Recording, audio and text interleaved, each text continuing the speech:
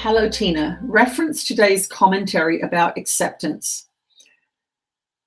Accepted, there is no point in arguing with what has already come into manifestation. But how does that tie up with the teachings about not being the victim and self-empowerment and creating our own reality and intentional lucid dreaming? I always get confused with these two aspects of the teachings. Do we create, co-create, or do we not? Hang on a second. Excuse me. Let's see what Ananda has to say. We're with you again, dear ones. And as always, we love to have these conversations with you. We love to work with your energy systems as you are responding to these questions and answers. We want you to understand that when this idea of radical acceptance and forgiveness is being talked about, it is important for you to know that what has already arisen into the physical world is there, and there is no point in getting angry at it. There is no point in saying it should not have happened. God should not have done this to me, is what a lot of people say. But it is important for you to move through what has manifested already very, very quickly. Why? Because it is manifested already. And most of you still are unconsciously creating and miscreating in your lives. And if you have a problem arising, not having a house to live in, there is no point in saying that should not have happened. I deserve a home. What you want to do is to say, is there anything in me that is resisting having a home? Is there anything in me that is resisting settling down in this particular place? And if you go in beneath the form, always remember the purpose of form is to distract you. That is really its purpose. And that is why in your materially focused training programs, you are constantly looking outside of yourself to blame the person, place, thing, or experience on how you are feeling. Well, if only they would do this, then I would feel better. If only I could have this much money, I would be okay. I wouldn't feel so poor. But this is what projection is. It is a getting rid of your own feelings in an effort to find a semblance of peace, but it's not really peace. It just seems that the outside world is causing all your problems. And so you seem to be the innocent one. But we will tell you that 90% of your consciousness or your beliefs or your ideas about reality or your ideas about other people, places, and things are not in your mind on a regular basis. They will be triggered by those people, places, things, and experiences, and you will bring those ideas that are beneath the conscious mind will immediately rush to the surface. So they are not unconscious in that sense. If you are feeling lack of direction, and somebody says to you out in the world, a partner perhaps, or someone else, they say, well, you don't seem to really have much focus in your life. What are you doing with your life? If you have a belief that you are less than because you don't have a career, you don't have something that you are really, really passionate about, and you believe that you are less than, you will have a volatile negative reaction, and you will get to see, I've got a tender spot around that subject of being unfocused. That is the time for you to do your homework. Is that person overriding your creative abilities? No, they are merely putting voice to the belief that you have that you are less than because you do not have a focus. So they are going to say something and trigger a negative emotional response in you. And that is your clue that you are unconsciously creating something in line with what that triggered emotion brings up for you. It could be a leave me alone, I don't know what to do. But that emotional response, that fearful response, is going to be your window into your mind. And that is why forgiving other people is so important, because they did not make you feel that way. If you do not have an issue around being unfocused and not having a great career and a big passion in your life, and someone says to you, you don't seem to be very focused. Are you doing anything with your life? If you do not have an issue with it, if you are in alignment with yourself, you will say, I know, isn't it great? I have so many choices and the world has so many potential futures for me. What a wonderful, wonderful thing not to be hooked in to one thing. So those are the two different reactions, responses that you are going to see. One from somebody who's got an issue with what the person said, and one who does not, one who's in alignment with their choices, with their manifestations, and with what that brings them.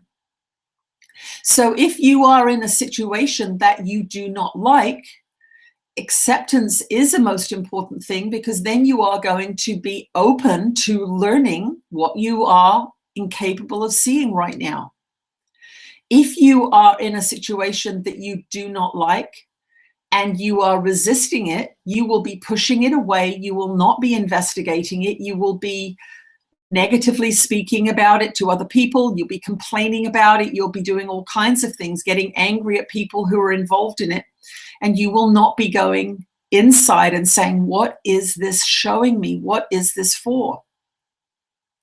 So acceptance does not mean you're a doormat at all. What it means is that you're not going to push away from you the opportunity for deeper understanding.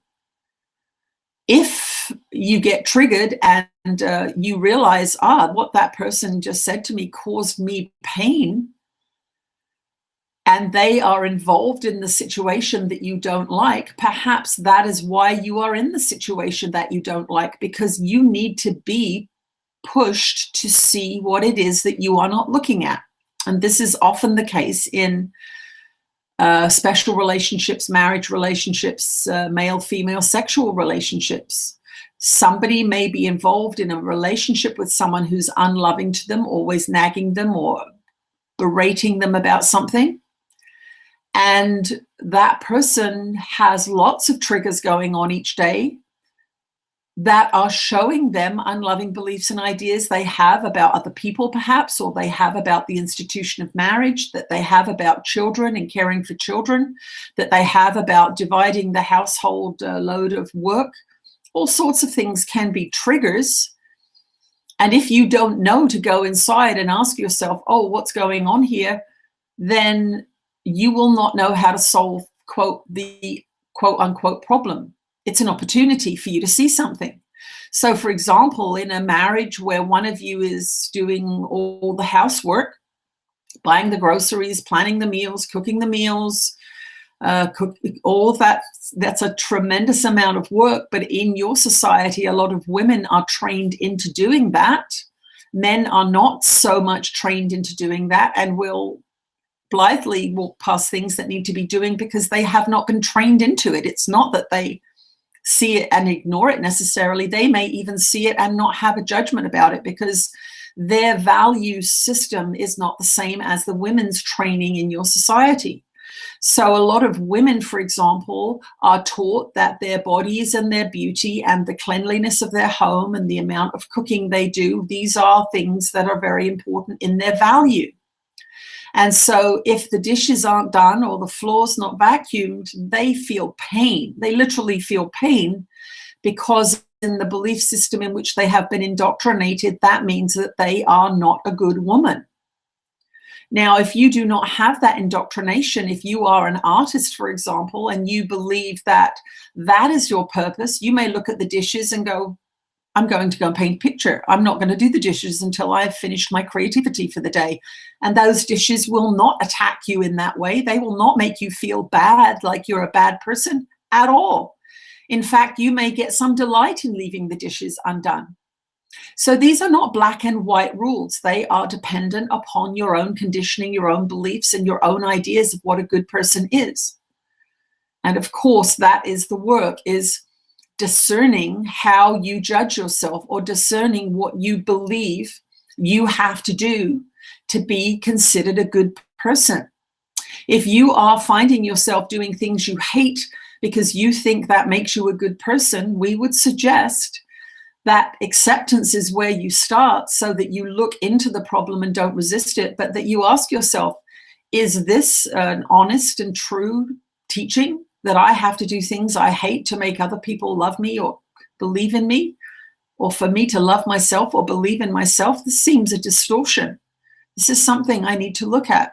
So yes, you create, you miscreate, you co-create. You are co-creating with your family members, for example. You've all decided to come in with a profound connection. You are co-creating with your marriage partners and your business partners. You are doing lots of co-creating, but you cannot co-create purely without any quote unquote problems arising, quote unquote negative emotions arising, unless you have completely eradicated all teachings from your mind. And that is not an easy thing to do. And this is the process you are involved in. So just witness where you feel disempowered, witness where you are experiencing something you don't like, and ask yourself, how do I contribute to this? What beliefs do I hold in my mind that contribute to this? This is not something I want to continue manifesting, but I am manifesting it. It's there in front of me, and I don't like it every day. Let me stop not liking it. Let me go into it with love and go, thank you. You're showing me something I need to see. What are you showing me? What are you showing me? Which belief and idea are you showing me? Because you've manifested into a physical object, person, place, or thing. Every one of you will have a different mix of these miscreations and co-creations and loving creations. That is what you will have, and it will depend on how deeply you've gone into your forgiveness practice and assessing the mind's beliefs. It will depend on how attached you are to certain people. Some special relationships cause you to make choices that are very negative for you as an individual, but you believe that that's necessary. Whether or not that belief is true is up to you to decide. You are the creator here. You are the chooser. You are the one that must live with the consequences of your beliefs and choices and ideas and practices. If you are manifesting something you don't like, accept it. Ask yourself how you contribute to it, in which ways, behaviorally, belief-wise, focus, negative attention, whatever it is, and write those down and say to yourself, okay, I don't want this anymore. I've got 4 or 5 behaviors that I see contribute to this. It could be financial fear. It could be cultural teachings. It could be what you believe to be obligations. And you go through those things and you ask, is there a way that I can begin to tweak these things? Can I step back from meeting what I think are my obligations in a small way? Can I say, I'm not going to do that today? And it could be a small thing. It could be that you're always the one that picks up the groceries. And you could say, I think we really need to reassess this grocery shopping business because I'm tired of doing it all myself. And the partner, children, spouse, whatever, that has been used to you doing that is not going to like it. Of course, why would they? They magically open the fridge and there's groceries in there. Why would they want that to change? But you must look at why you are doing it and what you believe will happen if you stop doing it all the time.